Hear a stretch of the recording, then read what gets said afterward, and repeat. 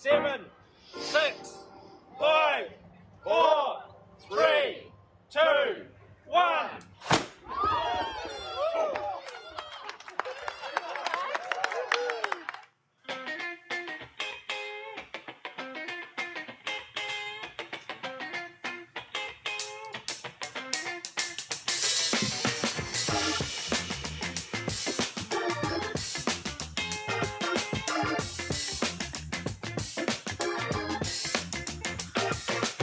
Well, hi, everybody. Welcome to show number 445. We are live from the Balboa Yacht Club here in Newport Beach, California, where we are hosting the Youth Match Racing World Championship. They used to call it the Match Racing World, the World Youth Match Racing Championship. So if I'm a bit confused, there's nothing new to that.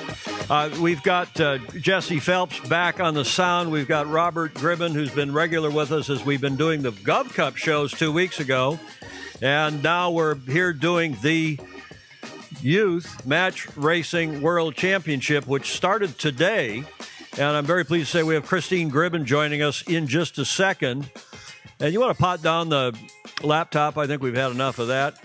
Everybody loves my theme music here. We don't exactly have a live studio audience, but we'll be having, as I said, Christine Gribben joining us in a minute. Thanks to all of you. We have a lot of people on here. Paul Tezarowitz. I think I murdered that one, Powell. Sorry. David Robinson, the esteemed former generous manager here at Balboa Yacht Club, now across the bay from us up in San Francisco, where he's now the GM of San Francisco, the equally prestigious San Francisco Yacht Club. Just a terrific club. Jonathan Frank in Galveston. Jonathan, thank you for that beautiful painting that we shared on my cover page. Denise Peterson's howdy from North Virginia. She's watching as usual. Her son, Jeffrey, of course, is sailing in this event. Again, he won the Gov Cup, and he's one of the favorites certainly going forward in this regatta this week here, being hosted also, as I mentioned, by Balboa Yacht Club. Ken Saban, Toledo, Ohio, on the western end of Lake Erie, as usual. Jonathan Frank wanting to know if we recovered from the excitement of the games. Well, we had that watch party. A lot of you tuned in. I enjoyed that very much. I hope all of you did as well. And maybe watch parties, or we should do, Julia's watching, I'm sure, up in San Francisco, and maybe we should do more of that. Rob Sternstein, good afternoon from Boston. Hello, Rob. Baton Rouge on the East Coast, Alan Long, Sagi, Mentor, Ohio, Ted Ryman from Cape Town, South Africa, as usual, and lots of other. Clark Chapin has already liked and shared, as we'll remind you, as usual, to do, even though Julia is not here for that. Another sailing, oh, never mind. Partly sunny here in Michigan. Jim Meyer, Commodore Jim Meyer, saying Morris Stevens up in Lunenburg County, up in Nova Scotia. Tom Pace down in Florida. Fritz Muller's in Miami. Chris Shepard. My goodness, a lot of people. Marcos Feinstein, nice to see you, sir, last night here at the opening ceremony for the Youth Worlds. And many, Tim Kent in Oyster Bay, New York. Say hi to Dawn Riley if you see her, Tim, over there at the esteemed Oak Cliff Sailing Center. Albert Schweitzer is watching. Gordon Smith in Denmark. Gordon, I don't know if you know these kids. Emil Kjær, who was from Denmark, runner-up in the Gov Cup, and he's certainly one of the favorites, but he, again, has proven himself quiet, confident. He doesn't have a big head. The kid is marvelous. He and his whole crew are representing your country and the Royal Danish Yacht Club beautifully. I think Christine will agree with me in a minute. Matthew Knowles, Ralph Roberts down in New Zealand. Hello, Ralph. Peter Gibbons, Neff in France. He's over here with his Mini from Annapolis. Mini meaning did you sail in Mini, or did you go over there to sail in your Mini? Lots of folks on here. Thanks for joining us. Let's get on with the show.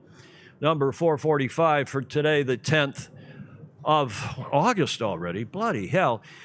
We did have James Pleasant scheduled today, and I'm sorry to say that James, because of COVID, there's a fair few things going on in his world. We talked this morning for about an hour, and we also had a couple of technical issues, so we decided to postpone James until next Tuesday. So a week from today, James will be back with us. And in the meantime, he thinks he's got more updates on the World Match Racing Tour. He's, of course, the executive director of the WMRT. But with COVID rearing its ugly head, the news is not 100%, frankly.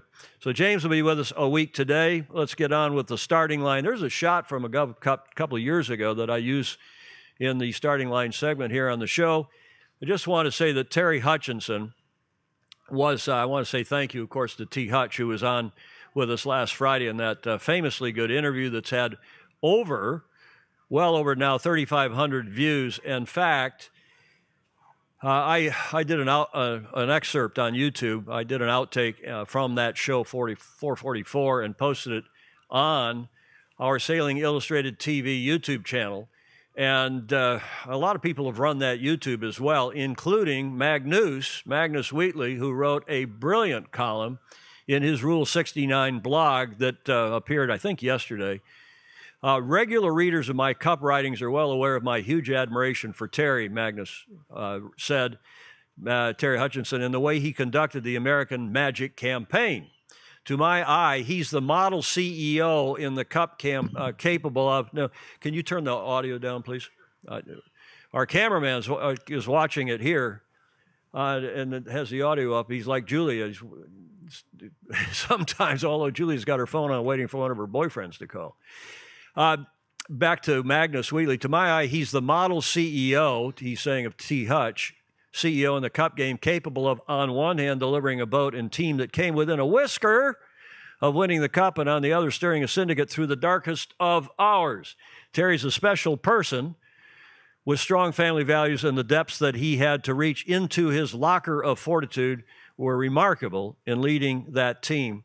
That's why Andy Rose, the Gov Cup guru and also the leading light here at the Youth Worlds, says he is the heir apparent to the late, great Bob Fisher, this prose that Julia loves and I do and many of you do as well, Magnus Wheatley. He goes on in a wide-ranging must-see interview that you can see below, the cheap plug here, with Tom Chairman Ehman on his excellent TFE live show. Terry is the model of dignity and diplomacy. Those words, by the way, get used by a lot of people who describe Terry and watched that interview. Dignity and diplomacy. Both interviewer and interviewee are members of the New York Yacht Club themselves, so it's an interesting interview to see the subplot of utter disbelief and head-scratching from both of them, which we did do a bit on last Friday's show. You can bet the club was watching. Magnus goes on. He says, since the cup has finished, the true personal toll that the American Magic capsize and resurrection took on Terry personally has come to light in several interviews, most notably with Shirley Robertson and now with Tom. We know that he was trapped underwater, tethered in that port hull after the capsize, and was close to the end. Well, I'm not sure he was close to the end, but he certainly was in a world of hurt, because you heard Terry describe how he used his knife to cut one set of the lines that he was wrapped up in under the mainsail, down there under the water. And he said he panicked and didn't get to his air. You know, they all carry a 30 or 40-second bottle of spare air. But it sounded from Terry's description like it was scary. And if you haven't seen it, go back and look at it. And he said that that puts the world, the sport, the America's Cup in sharp perspective, but then how he battled back, Terry, led from the front and got Patriot back on the water, when the easiest thing to have done would have been to close the doors and fly back home. It's remarkable.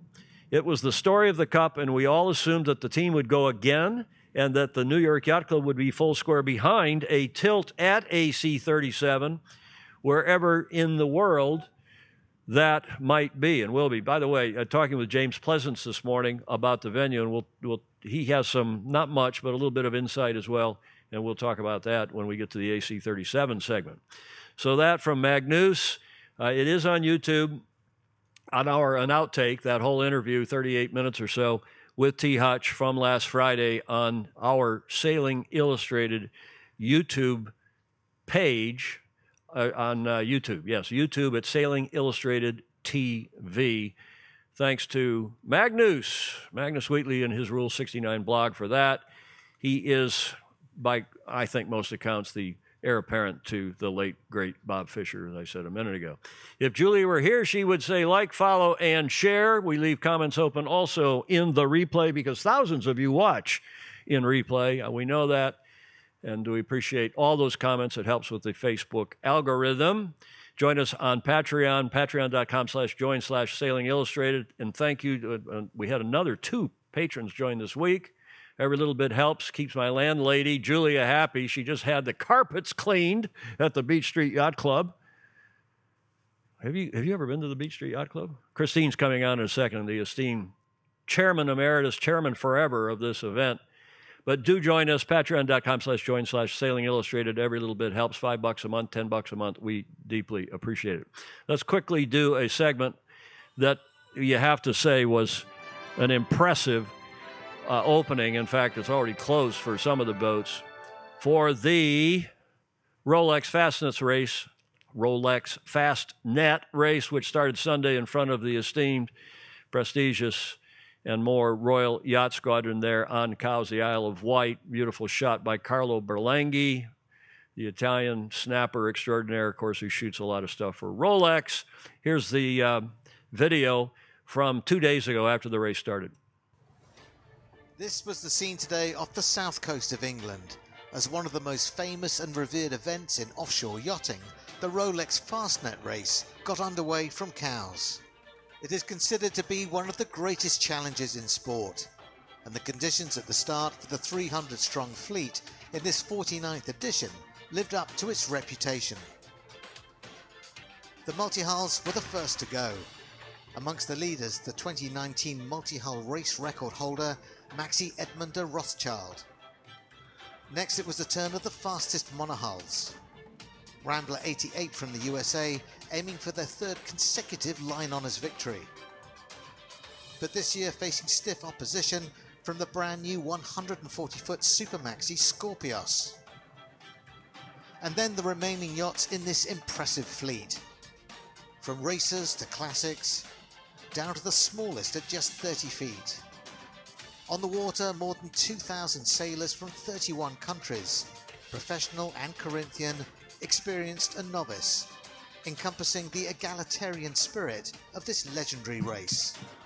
From here, the fleet will head west along the south coast of England, out and around the Fastnet Rock off Southern Ireland, and back towards the Isles of Scilly. And this time, instead of turning into Plymouth, the fleet will head east to the new finish line in Cherbourg, France, extending the race to 695 nautical miles. With a strong prevailing westerly, the next 24 hours will prove challenging.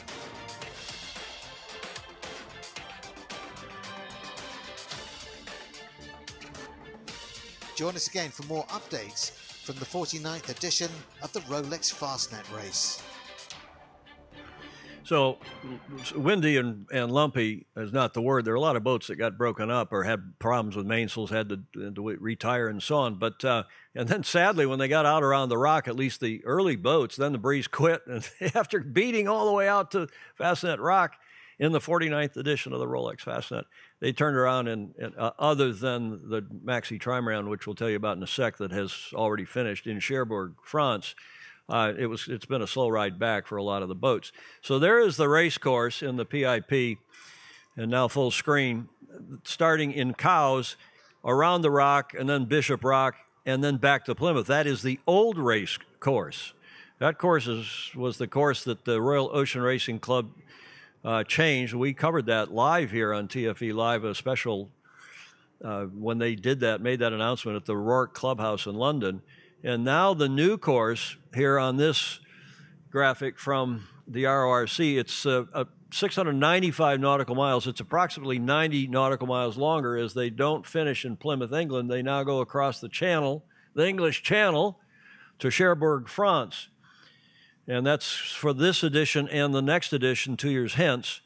And then they will re-evaluate. So it's a almost 15% longer mile course and 15%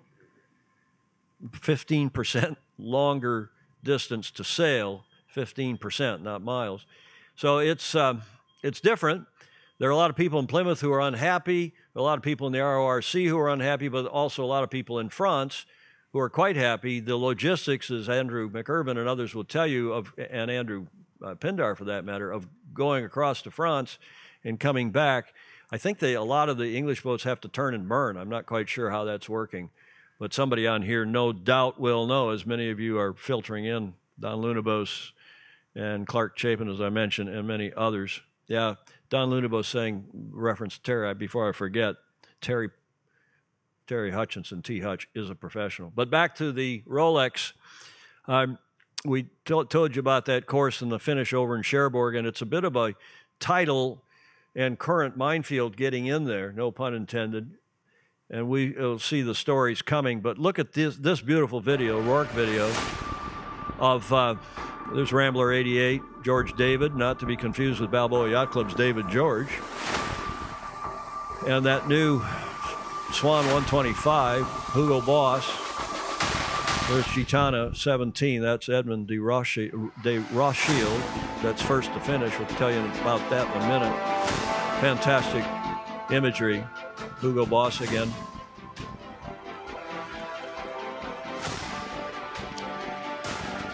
As they sailed out of the Solent.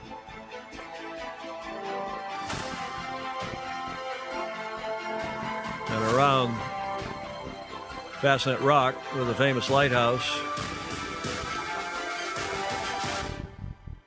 This all started on Sunday and already finished. In fact, last night at 8 o'clock British summertime, here's the Rolex video on that.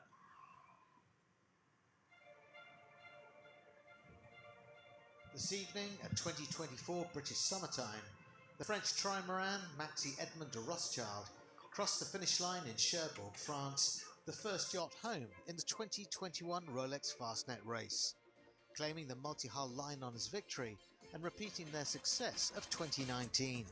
The French crew, led by Frank Camas and Charles Caudrelier, completed the 695 nautical mile course in a time of 1 day, 9 hours and 15 minutes, averaging a speed of just under 21 knots, a remarkable achievement. Just 2 hours earlier, the Monaco-registered 140-foot Scorpius became the first monohull in the race to round the iconic Fastnet Rock. Another remarkable achievement, given this is the first competitive outing for the Scorpios team. A close rival Rambler has also reached the Rock, some 2.5 hours behind, and will need to find another gear if the crew is to claim a third successive monohull line honours. For the majority of the fleet, the passage to the Rock has yet to begin, following a demanding day tacking along the southern coast of England towards Land's End.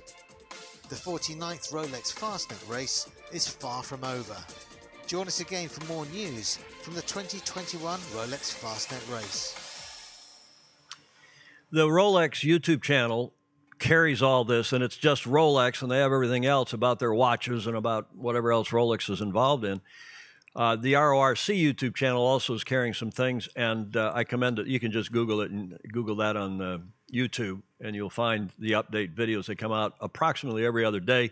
We will not have a show on Friday because I'll be doing the live commentary with Andy Rose on the Youth Worlds here at Balboa Yacht Club. We're live Friday and Saturday with the racing, the last 2 days of racing, so we won't have a Friday show, but maybe I'll post a video or two in the meantime.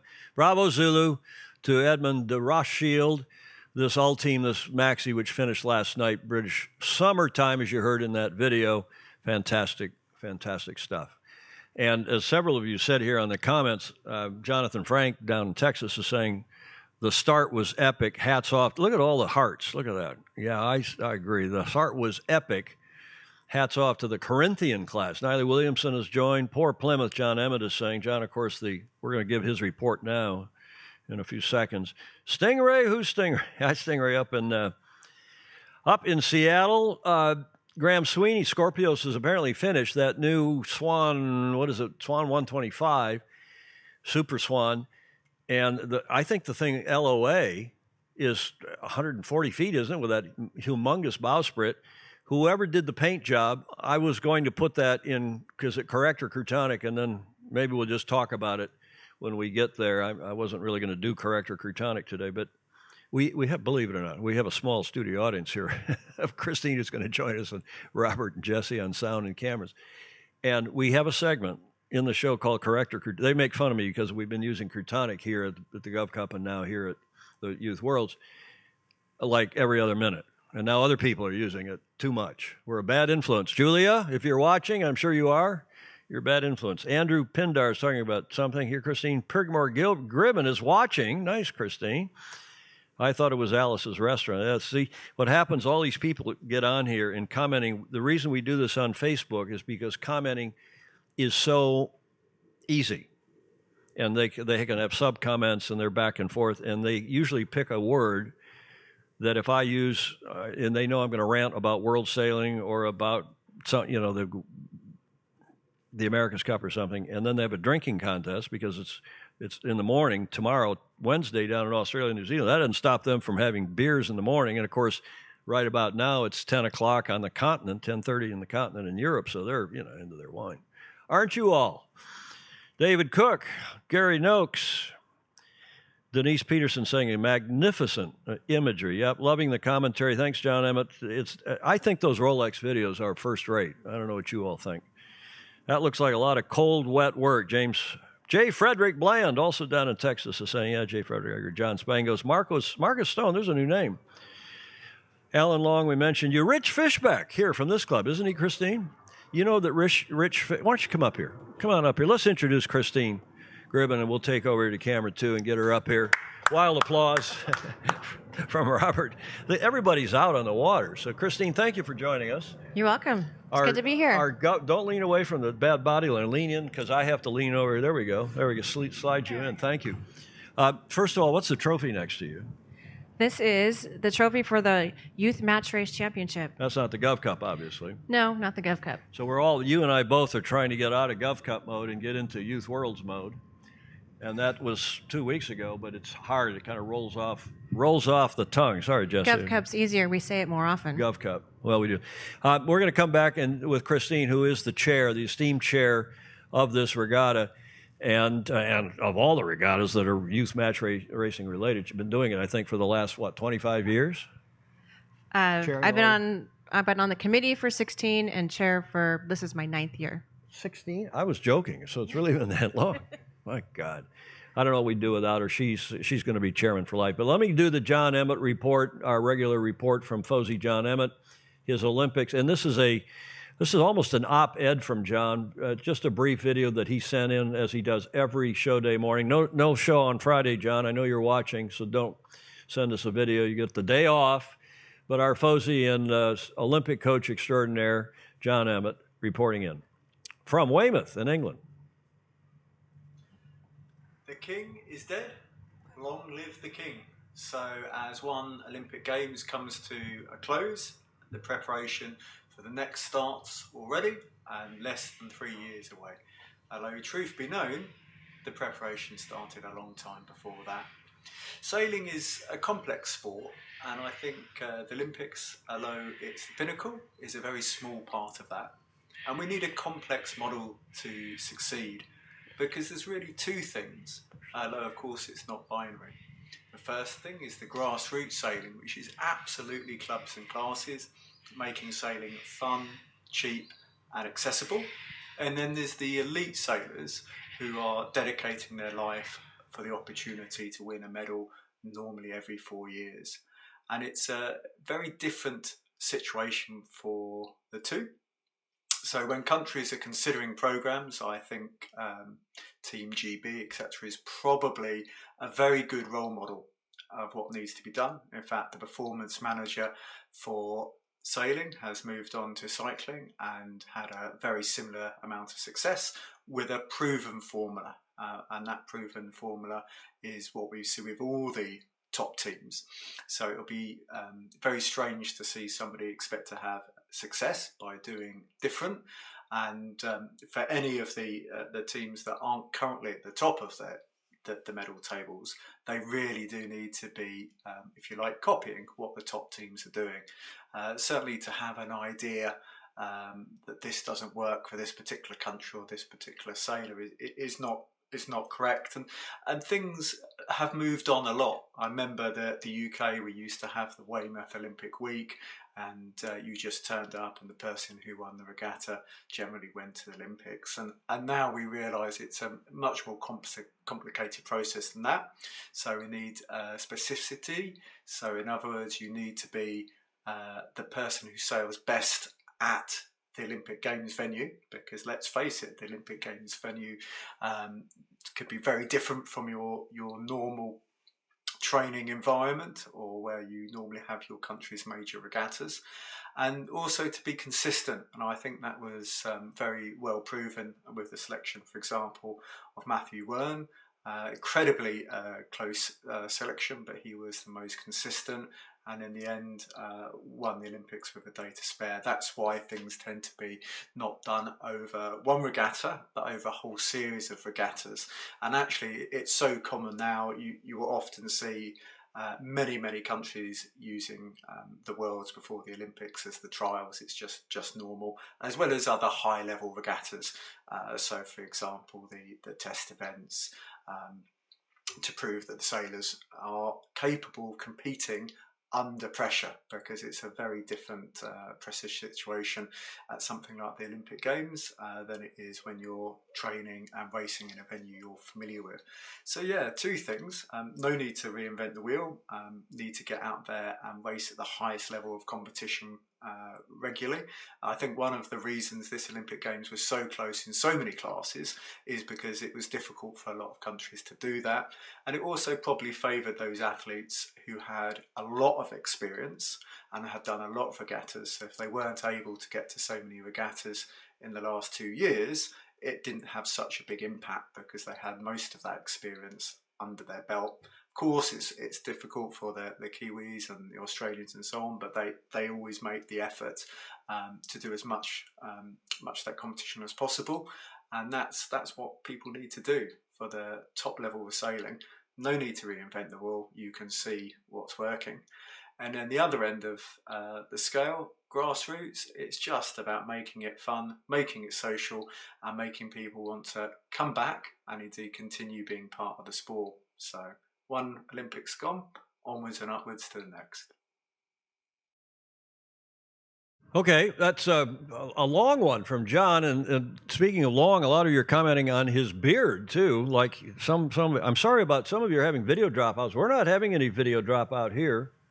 And are you not seeing any, Robert? I'm not either. Of course, I'm always monitoring, as does Julia. We're monitoring the feed. Haven't seen any, and on my data here, we're saying virtually no frames dropped and low CPU usage and steady 30 frames at 4,000 kilobits. So I don't know what the problem is. Some of you said you got to feed the meters or we got to feed the gerbils. But John Emmett, some of you were saying you didn't know he was old enough to shave or needing to shave. No, and there's no truth to the rumor that he is sponsored today. He's confirming he's not sponsored by any of the shaving companies. John, thank you for that report. It's thoughtful and interesting. Kayard's coming on here, Paul Kayard, the great Kayardini, who is now taken over the U.S. program. Of course, the U.S. Olympic program had 0 medals in 2012, 1 medal, bronze, in the Finn class in 2016, which, of course, the Great Britain has been dominating. John's been coaching the Finnish of late, but he's from the Great Britain, of course. And the one class that one of the classes that Great Britain has been dominating, and the one class the U.S. has medaled in, those two, RYA and the U.S. Sailing Association, helped to vote out the Finn. That was Crutonicism of major proportions. Yes, I'm going to say it. You can all, if you're having the drinking game on the word Finn today, have a drink or 2 or 3, because it's still one of the worst, if not the worst, decisions in the modern history of the sport. And one hears the Finn may have had the best television numbers, that class and that medal race, of all of them in Enoshima in Tokyo. So we'll see if that comes back. But thanks, John, for that. Some very thoughtful information there. And as I said, by way of an op-ed more than anything from John. Let's get to the Governor's Cup now and the Youth Worlds. It was Governor's Cup last week, actually 2 weeks ago, the 54th edition of the prestigious International Youth Match Racing Championship hosted here at Balboa Yacht Club. We did 9 live shows during that event, and we will do 9 live shows. We already did 1 last night, the opening ceremony. We'll do another 8 starting tomorrow morning at 0900. We hope you'll join us for that. 2 of the top teams from the Gov Cup have gone forward. Emil Kiar. I told you Gordon Smith over in Denmark, in Copenhagen.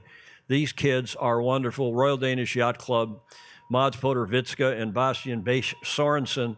They have represented your country and your club beautifully, and I expect they will be one of the top teams here again. Christine, do you agree? I do. They did great at Governor's Cup, and I think they're going to do great here at the Worlds. Who else do you tout? Don't count out David Wood or Jeffrey Peterson. Yeah, I certainly think Jeffrey Peterson, who won Gov Cup with Max Brennan and Scott Mays up on the bow, I think they've got a really good chance as well. And you say David Wood from host Balboa Yacht Club has a good shot? I believe so. He finished third at the Rose Cup, right behind Jeffrey. That's the U.S. National Youth Match Racing Championship. Youth Match Racing Championship. And who else? I don't count the French. French are good. Timothy Poulet. Timothy Poulet? Mm-hmm. I think that's a good call, too. Who else? Anyone else? We're hoping that Marius Westerlund, whose dad is here coaching. Yes, he is. Nice guy. Yes. And two Swedish teams here, and they're both from Göteborg, from Gothenburg, GKSS, the Royal Gothenburg Yacht Club. Nice. It gives you, as Andy Rose, the Gov Cup, and the leading light here again, along with yourself, Christine. It does give you some faith in the history, not only of our sport but of the world, to see kids. And there's something a little different here. It's not just men at this regatta, but it does give you some confidence in the future.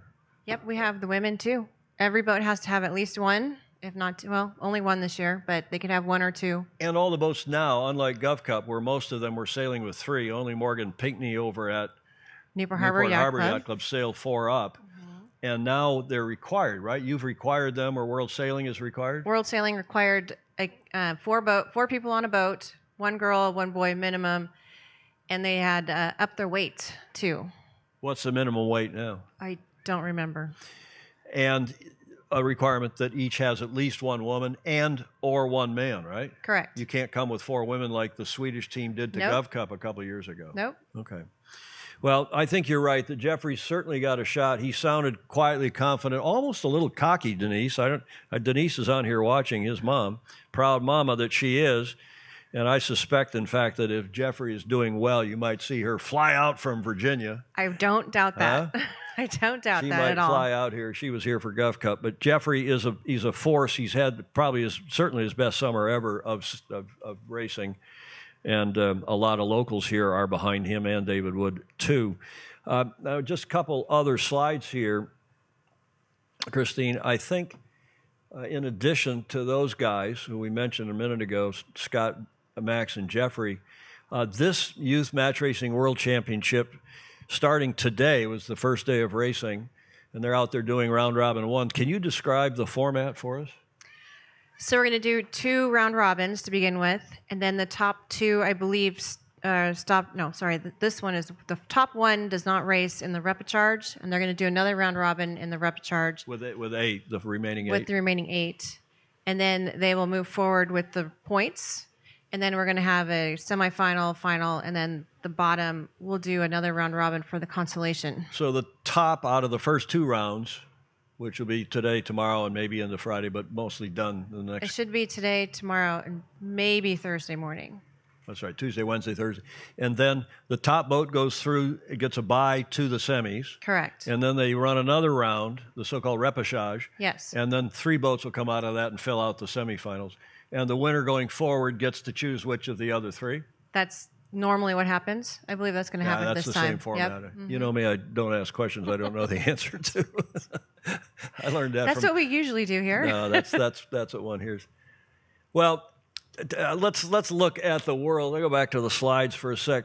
Nice logo provided by World Sailing. It's you have all these terrific events like Gov Cup and like the Nespresso and the Harken down in New Zealand. And now we've got on top of that what is this, the 8th or 9th edition of the Youth Worlds? It looks like it's the 8th. The 8th, okay. Well, it is going on. It's this week. It ends Saturday. We'll be live on Friday and Saturday. And here are the competitors. 9 teams from 5 nations. Oscar Engstrom from Sweden, Tom Fouché from France, Ansgar, he doesn't pronounce the R, it's a German name, a German family living down in San Diego, Coronado Yacht Club. Terrific kid and terrific crew.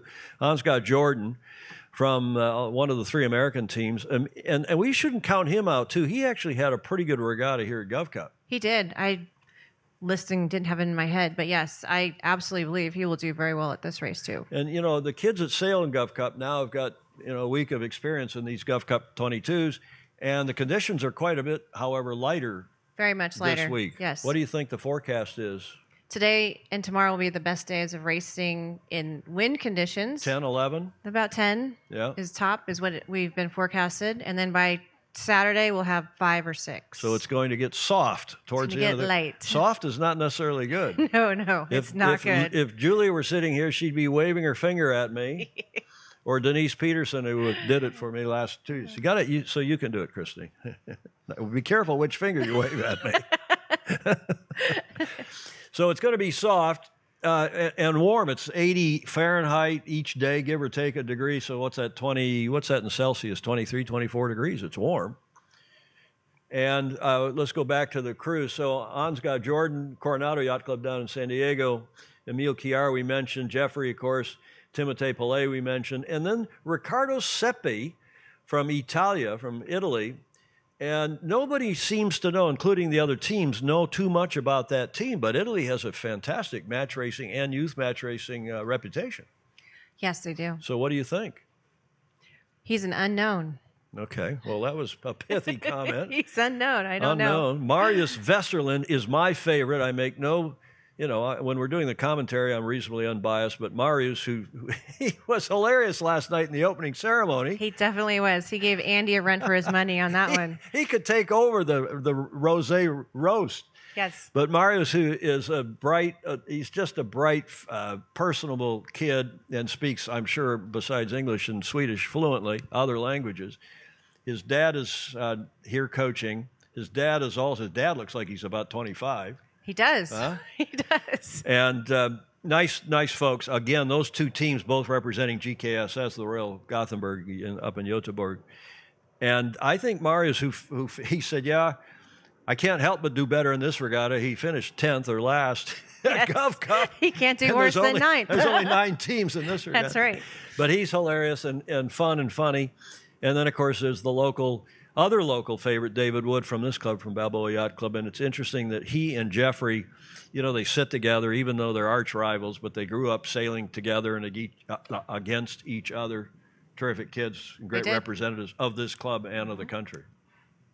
They did. They used to be very much rivals, and now they've grown up and realized that they go practice together and they sail together, and it makes both of them better. Well, one can only hope. Okay, and I think we mentioned here, as I look, I've got my big monitor over here, since we're not in the studio, obviously, but we've got these 9 teams from 5 nations. Those nations, again, are, you remember the flags? Denmark. Right. France. Right. Italy. Yeah. Sweden. Yep. And the United States. Well done. This is a scene from this morning. You didn't know I had these shots. Christine, what's going on here? This was the morning briefing, telling them how to get lunches, where the mark was going to be when they were going to get picked up off the dock, the housekeeping things of the regatta. So it's you as the chair, regatta chair, and the PRO. Tell us who these up here. You're in the upper left there, standing with some piece of paper in your hand. Who is then to your So the next is the left. World Sailing Technical Delegate, Anne Meladon from France. Mm-hmm. And then next to her is the gentleman running the race committee boat, Mark Townsend from the United States. Is he from this club? No, he's from, I believe, Alamitos Bay Yacht Club. ABYC, so up in L.A. L.A. And then we have... John Sangmeister will think poorly of me. Long Beach. Long Beach. Long Beach. Yep. And then who's the umpire far right? Remy Donrat from Australia is the chief umpire. But he lives in Houston.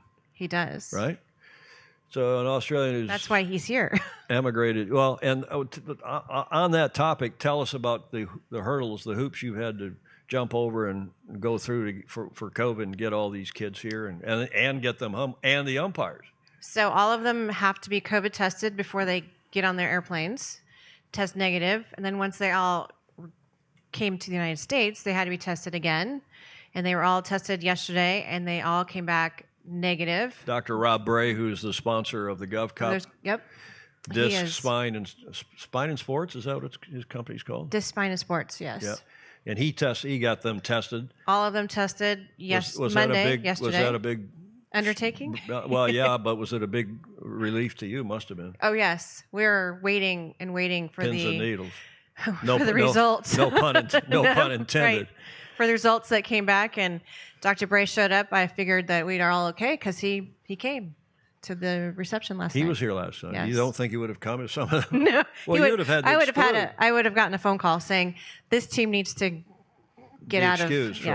Mm-hmm. Well, also we want to just quickly, because I'm not always highly complimentary of U.S. Sailing. I love the organization. I've been involved in it on and off for years, including, as you know, as executive director for 6 years on the board and so on. So we need a great organization like that. And this week and also for GovCup provided an extraordinary service, didn't they? They did. Catherine got all of the teams coming in from foreign countries organized and all their paperwork in order. So it was submitted to the Customs and Border Patrol, and they got their letters of entry to make it easier to get here.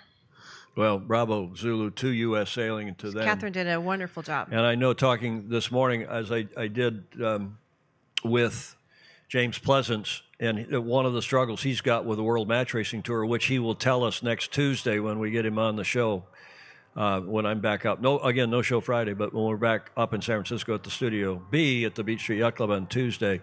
And he's struggling, too, not just with regattas being able to host, but getting athletes and umpires. And umpires, indeed. One last photo here.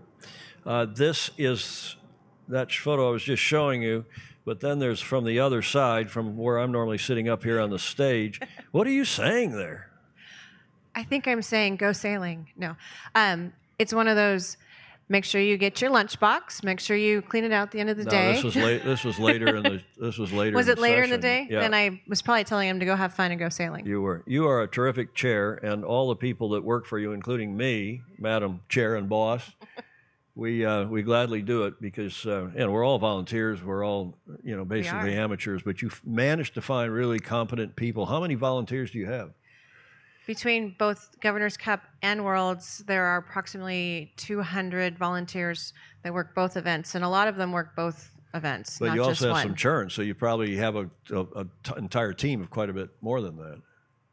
No, that's about what we have. So they work 200. both? They do. Okay. Most of them are here working both events. Well, let me show this slide. This is our TV schedule. Again, 9 shows. We did our first one last night, and if you want to watch a replay, as well as any of these shows live, it's available on fb.com/Balboa Yacht Club. We're not on the Gov Cup Facebook page this week for obvious reasons. We want to be ecumenical. And I reached out to World Sailing to see if they wanted to put something on their page, and maybe we can co-share, we can co-stream. But on fb.com/Balboa Yacht Club, you can watch last night's delightful opening ceremony. Tomorrow morning, we go live with each of the morning shows, so you'll see live what Christine and I were talking about with those photos just now of the morning briefing, and so it's like being here. Morning shows every morning, Wednesday through Saturday at 0900, and it's a little less, the shows are more relaxed because you get most of the business out of the way this morning, I suppose. Most of it's done today. Tomorrow will be anything that we saw on the water that needs to be changed. It's just basics. Chief Bosun, Greg Newman will come in here and shake his finger at a few of the kids. But he was all smiles and happiness this morning. Yes, they didn't break their boats yesterday. Well, and they picked up after themselves. They did. They did a really good job. Boats are supplied, right? They are. They are supplied by NIBSA, which is who is NIBSA? The foundation that owns the boats is Newport Balboa Sailing and Seamanship Foundation, and they built these boats back in 2016 for our 50th Governor's Cup. And designed by Staff Commodore Alan Andrews here at the club. Yes. Who's a famously good yacht designer as well as was a great Commodore. He was. The only cooler thing than Alan Andrews is his wife, Molly Lynch, who is a singer. And you know how we all talk about here on the show dancer. Yeah, well, no, she's a Does she singer sing too. too? She is the chair of the dance department at UC Irvine, University of California, Irvine. But more importantly, Robert, as you and I discussed the other day, she is a singer who knows the words. I met Alan and Molly up in the bar here at Balboa Yacht Club, I don't know, a dozen years ago, 10 years ago. Somebody presented a guitar and said, Ehman, you play, don't you play? Yeah, I do, but I don't know the words, except all the old songs that you all are too young to know. So whether it's old stuff or the Beatles repertoire or even newer stuff than that, Molly Lynch, Alan, okay, I digress. Yeah. So that's our TV schedule. We're live in the morning at 0900 every day this week, and then live with racing on Friday and Saturday at 11:30 out on the Pacific Ocean. Andy Rose will do the play-by-play, and I'll be his co-host and color man. And if that's not a politically incorrect thing to say these days, one never knows, Christine. Huh? Don't know. I don't. Huh? I don't have any problem with it. I don't either. And in fact, I'll say it on purpose in case anybody does have a problem with it.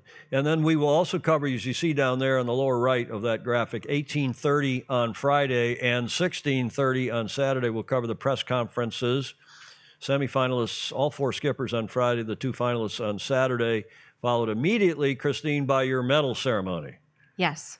where the Commodore will present the medals, Present the medals. make the sailors face toward the crowd, Yes. make them bend over, and then somebody will put the medals around We'll them. be practicing again. We didn't practice before. We did not practice. We will practice this time. And look at Jesse and Robert are laughing their Batinskis off because they just... We did make them take them off and put them back on. Well, they just handed them to them. I And we said, know. I had to run down here from my position on the stage where I'm switching the show and trying to stay off to the side and, oh, excuse me, hold it, make them face the camera and put the medals around. And I'll tell you, the Commodore was fantastic last night. He did. He did a good job last He night. was really good last night, I thought. So that's Tim Cannon. Tim Cannon. Commodore Tim Cannon. He did a great job at the opening ceremony, as did you. And again, the lady from France, who's our technical delegate. And Meladon. She's terrific, too. She is. She opened the ceremony. The kids marched in with their flags. The flags, Robert, can you pan over and get the flags here that are behind? I'll switch to you can pan over.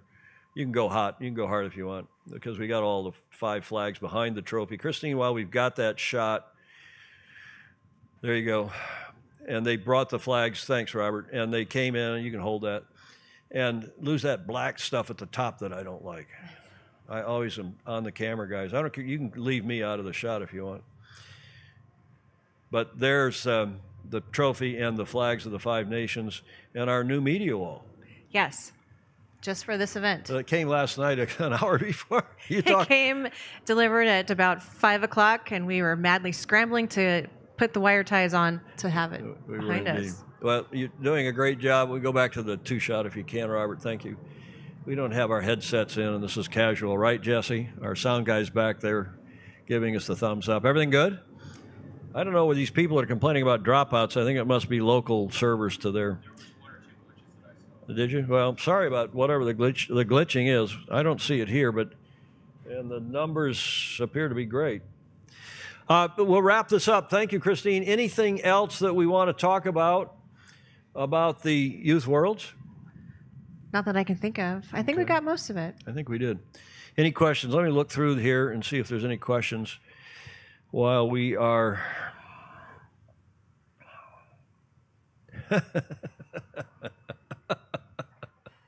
You croutons. Some of you on here are croutons.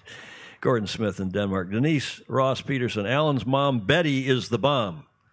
Betty is wonderful. Alan's mother. Alan Andrews. Is she still alive and kicking? Of course she is. Okay. She's on there. Okay, so we're not supposed to call Tom ma'am or something. Okay, that's it. Yeah. I'm fine with what you call me anything, but remember what your grandmother used to say? My grandmother, she said, you can call me anything but late for dinner. That's right. Gordon Smith, world sailing should drop temporarily the strict requirement for international officials for graded events. To insist on that right now is not helpful in the least. I think we've gone, I don't know how you feel, Christine, I think we've gone way overboard in requiring, it has become a bit of a paid vacation, or at least expense-free vacation for a lot of people. And, we used to run yacht racing with local officials, with local race committee. And then when we started creating this IJ, International Umpire, International Judge thing, and then we put rules in that required that world championships and continental championships had to only have 1 or 2 officials from a given country and yada yada. I- It puts a real burden. I believe on. it's 40%, or I can only have 35 to 40% United States. And what kind of a burden does that put on you in terms of budget? I mean, that must be your budget highest or second highest budget. The food is the highest budget for this regatta, but the second highest is probably airfare and transportation for the international umpires. Wow. Because you're housing all the kids in local houses? The members' houses? We usually do, yes, but most of them this time are staying up the Ayers Hotel, just up the street. Oh, so we should give them they give you a good deal? Absolutely, they did. They gave us a great deal. Okay, well, that's nice. Okay, Ed Worley says our video and sound is good. Well, thanks to the Ayers Hotel chain, which is a SoCal chain, but I guess I think they're beyond SoCal now, too. I'm not sure. Las Vegas, maybe, but wherever Maybe, else. yeah. So they gave you a good deal. They gave us a great deal for the week. And was that more difficult finding members housing because of COVID or COVID concerns, or? I believe a lot of it is COVID concerns. Some had family issues. Some decided they're going to the Catalan island because our weather here is wonderful. So they went to the island. It really is. We always say that the weather in the south of Portugal, which is another west-facing with a cold current coming down the coast, and it's a little warmer there, actually, and a little windier. But the weather here in SoCal, particularly here in Newport Beach, a little light. San Diego has a touch more breeze, but the same climate. It's fantastic. It's wonderful. Half our teams Fantastic. decided they wanted to stay last night. They said last night, a couple They of Swedish did. teams, well, you know, The Swedish team and the Denmark team, Danish teams. they would like to stay. You don't think they were just being polite? No. Well, and of course, some of the teams, and they reported last night at the opening ceremony, they had a week between the two events, Yes. and they went to San Diego. And they went to, I don't know if they went to Disneyland or what else they did, but they went to the beach. They went to the beach. They went to LA. They had to see the Hollywood sign. Oh yeah, And a few of them went to San Diego and stayed with families that they met at the Governor's Cup. Ansgar Jordan's family housed Yep. kids during and the break. so did Jack Egan. Jack Egan, who sailed in Gov Cup, the famously good sailor. He's sailing where, at Stanford? Egan, San Diego Yacht Club? I don't know. He was here at Gov Cup and a really, really good sailor. But it's nice, as Andy Rose has said and others have said, that's one of the great things about international sailing. All of us that have ever had the good fortune to do that, whether it's Gov Cup or other events, you do meet people, but particularly at Gov Cup, other youth match racing events where you're young, and you're probably going to run into these forever, right? For the rest of your life, hopefully, that you will. And what a wonderful opportunity you and Balboa Yacht Club, Andy Rose, Dr. Bray, and the others, Yes. the Crowell family, is that how The to pronounce Crowell, yes. it? The Crowell family. Jack and Kingsley Crowell. They Right. are the presenting sponsor for the Worlds. You want to shoot that sponsor banner quickly, Robert? Can you shoot that for us? I've gone to camera one. I don't know how that's going to. Yeah, that's not bad. Don't worry about it's a bit overexposed, but we'll go to that. And tell us about your sponsors. So we have the Crowell family. Again, the presenting sponsor. We have Disc Sports and Spine, which is, of course, Dr. Bray. And then Terry Causey, KBC Management. Who's KBC Management? They sound like a bunch of croutons. Yeah, that was my company. And then One Button Management, which is my husband's company. How nice. And of course, NIPSA, who let us charter their boats. And Andy Rose, wonderful, wonderful sponsor. And our esteemed past Commodore, she's the one who let me into the club. She obviously Yes. lost her mind by then when she let me in as a honorary member. Judy Gorski, what a Judy wonderful Gorski. Commodore and lady she is. Bosun's Locker, also a member, Dan Gribben and Wendy. And then Senga Engineering, Roy Jones. And then we have Island Marine Fuel, which is Staff Commodore David Beek.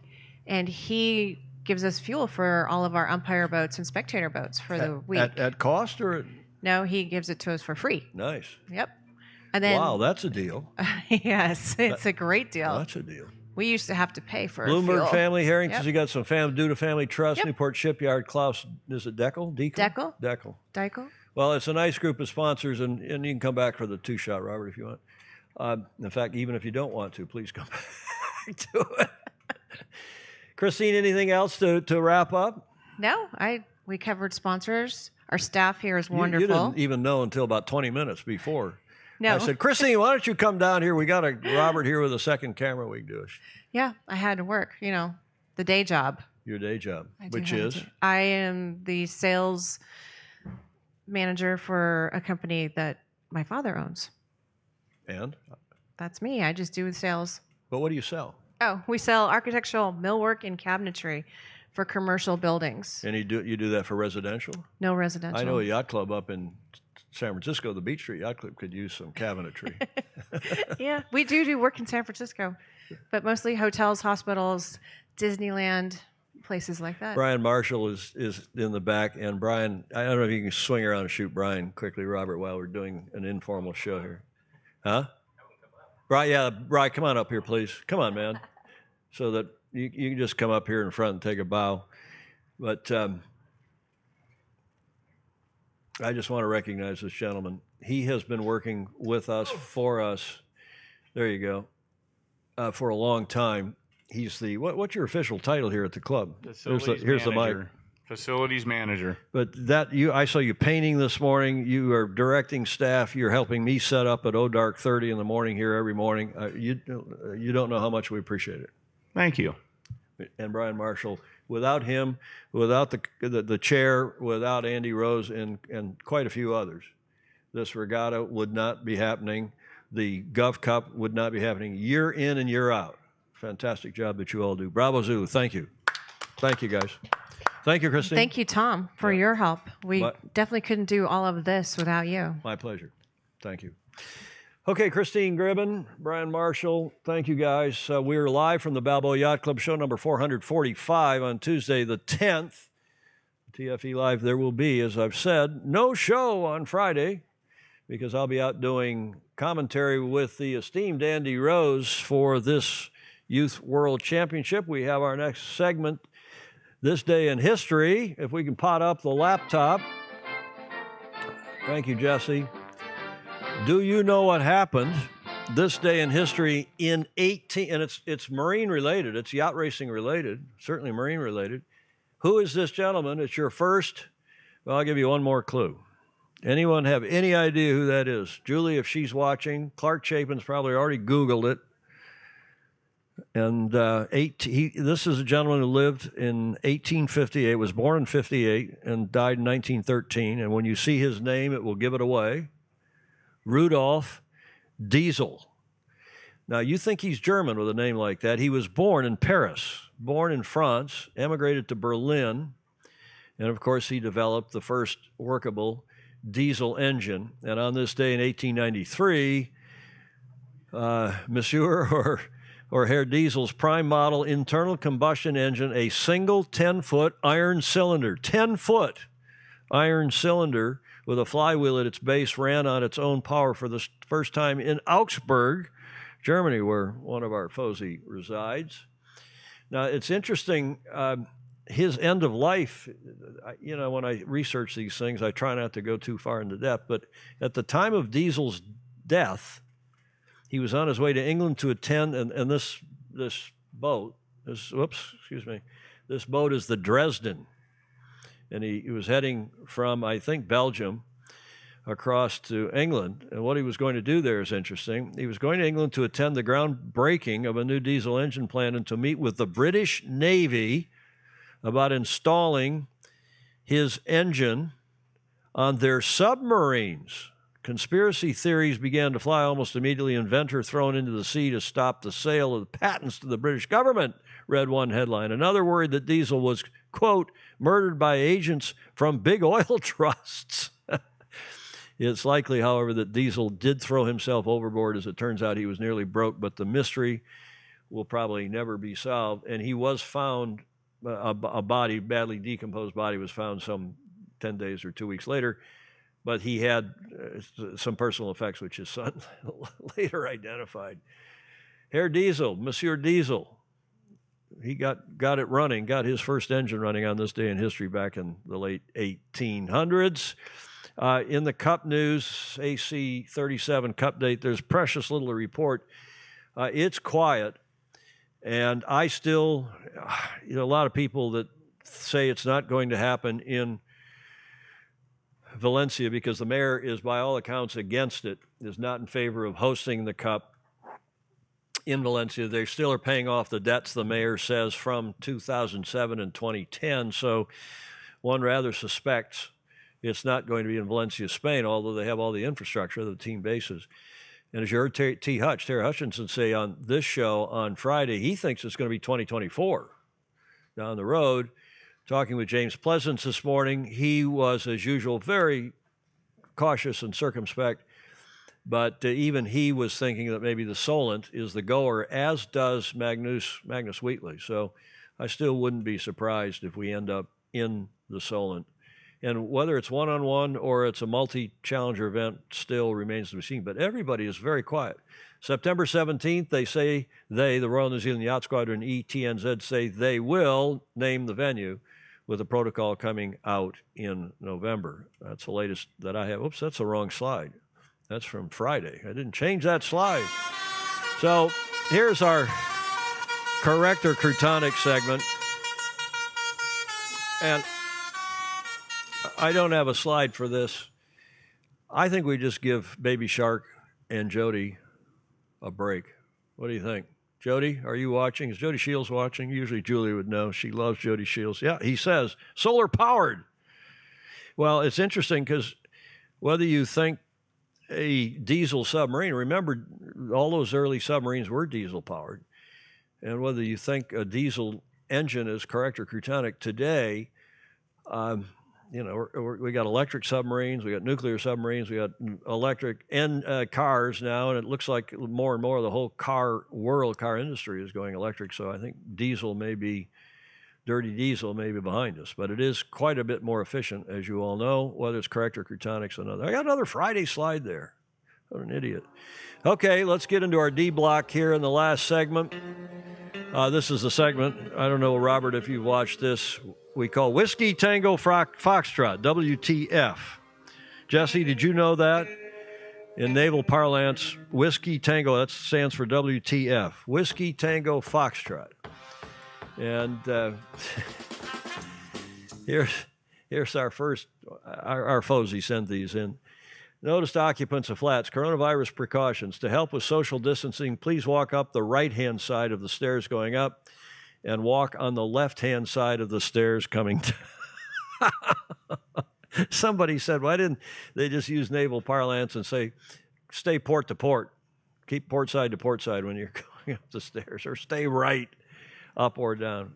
There are some croutons in the world people don't think. Here's a real good one. My ex-wife sent me this T-shirt for my birthday. It's so nice. We parted as friends. It's something to do with sailing, I think. Bless her. And if you can see, it's the letter W on his sweater with the anchor next to it, which in British, at least, parlance, the Commonwealth countries, would make him a wanker. W anchor. Now you can see, Robert, what this segment is, the WTF. Okay, we got somebody said that talking with James Pleasant, I'm sorry to hear again about the continuing COVID situation, particularly in Australia. I know that you're still locked down there. The Kiwis are basically locked down.